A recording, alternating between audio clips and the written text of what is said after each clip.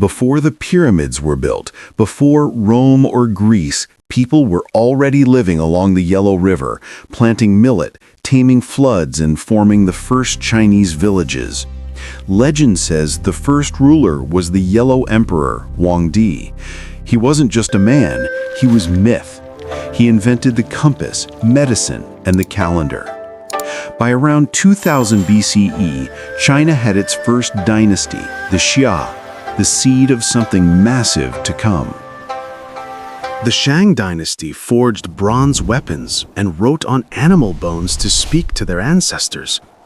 Those oracle bones became the earliest Chinese writing, the roots of characters still used today.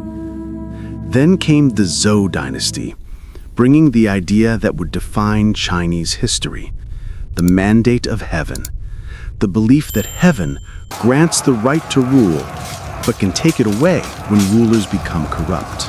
By 400 BCE, China was torn between rival kingdoms. Amid chaos, philosophers like Confucius, Lao Tzu, and Sun Tzu sought order. Then one man, Qin Shi Huang, conquered them all, the first emperor of China. He unified the land, standardized writing, money, and roads, and began the Great Wall. But his rule is cruel. He burned books and buried scholars.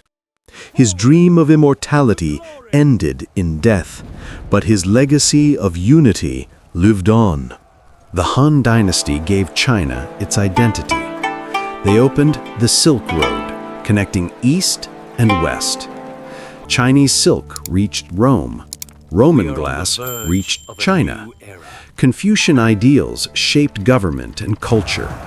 They invented paper, refined medicine, and built vast cities. Even today, people call themselves Han Chinese, a tribute to this golden age. After centuries of division, the Tang Dynasty brought unity and brilliance. Their capital, Chang'an, was a city of poets and traders, a world hub of ideas. Buddhism flourished, art and music thrived.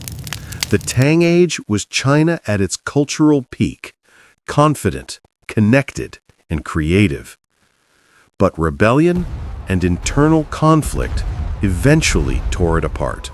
After centuries of division, the Tang Dynasty brought unity and brilliance. Their capital, Chang'an, was a city of poets and traders, a world hub of ideas.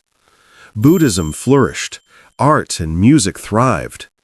The Tang Age was China at its cultural peak, confident, connected, and creative. But rebellion and internal conflict eventually tore it apart. The Song Dynasty was an era of genius. They invented gunpowder, paper money, and compasses. Their economies soared. Their cities glowed with lanterns. But from the north, a storm came.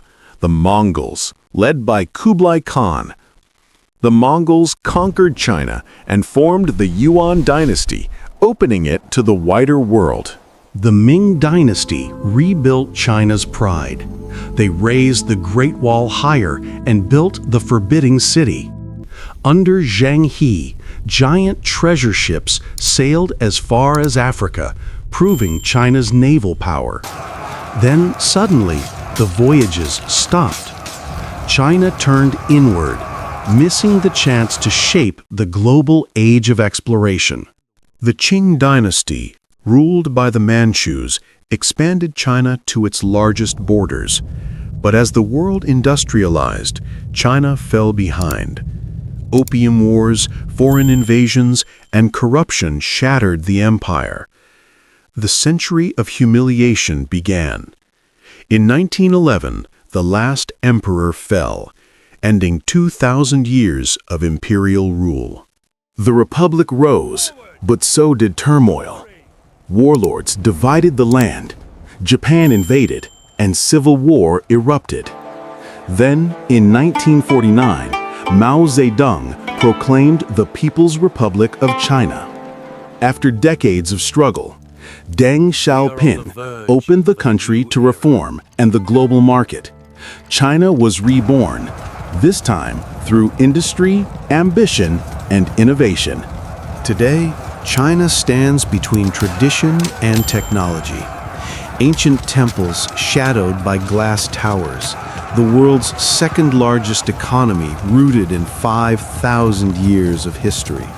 From the Yellow River to the Great Firewall, China's journey is not just its own.